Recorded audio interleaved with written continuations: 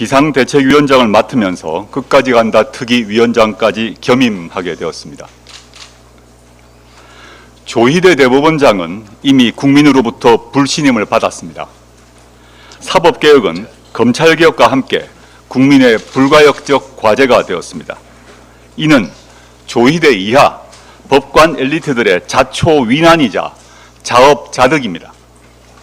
대법원장을 위시한 법원 지도부는 윤석열의 내란에 대하여 어떠한 비판 입장도 표명하지 않았습니다. 지기현 재판부는 전례 없는 계산법으로 윤석열에게 석방의 길을 열어줬습니다. 대법원은 대선이 진행 중인 상황에서 이재명 대선 후보를 제거하기 위한 시도를 감행했습니다. 지기현 재판부는 윤석열의 1심 구속 만기 석방을 바라는 듯 재판을 천천히 진행하고 있습니다. 이런 이유로 사법부가 국민적 불신과 분노, 개혁 요구에 직면하게 된 것입니다. 그런데 법원은 여전히 반성하지 않고 있습니다. 오히려 지난 12일 전국 법원장들이 모여 국회의 사법개혁을 사법부 독립을 내세우며 반대했습니다. 양심이 있다면 과거를 돌아보기 바랍니다. 법원은 윤석열 검찰총장 시절 판사 사찰에 대해서 입도 뻥긋하지 않았습니다.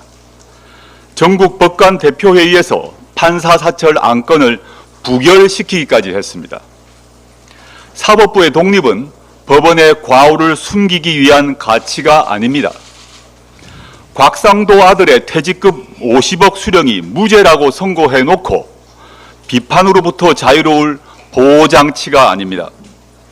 나경원 등의 국회 패스트트랙 방해행위 1심 재판을 6년이나 끌고도 비판받지 않을 특권을 주는 방패가 아닙니다. 사법개혁은 검찰개혁과 함께 매듭지어야 합니다. 법원을 이끄는 엘리트 집단을 민주적으로 통제하지 못한다면 언제든지 반헌법적 판결이 되풀이될 수 있습니다. 조국혁신당은 조희대 없는 대법원, 지기현 없는 재판부를 만들겠습니다. 첫째, 대선 후보를 제거하려 한 조희대 대법원 전합의체 판결에 대한 특검이 필요합니다. 그 전이라도 공수처는 고발받은 사건을 철저히 수사해야 합니다. 내란 이후 법원이 내란에 협조했는지 여부를 밝히는 결정적 증거가 이 판결 뒤에 숨어 있을지도 모릅니다. 대법원의 유례없는 대선 개입을 이대로 덮고 갈 수는 없습니다. 둘째, 조희대 대법원장은 지금이라도 국민 앞에 해명하고 사과해야 합니다. 그리고 스스로 거취를 고민하는 것이 맞습니다. 이를 거부한다면 국회가 나설 수밖에 없습니다. 조국혁신당은 이미 조희대 대법원장에 대한 탄핵 소추안을 준비해 두었습니다. 셋째, 독립된 감찰기구의 설치입니다.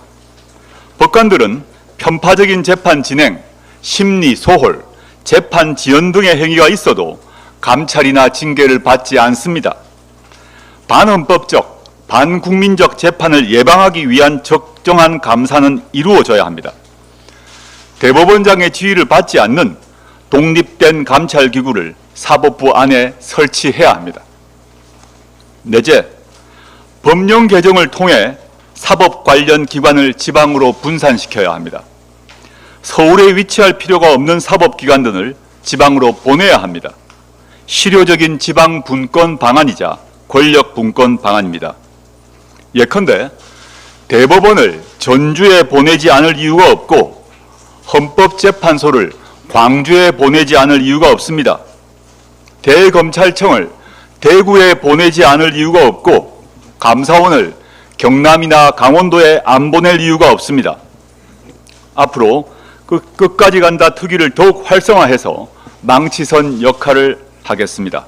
조국혁신당은 검찰개혁과 사법개혁을 향한 망치질을 끝까지 해 나가겠습니다. 감사합니다.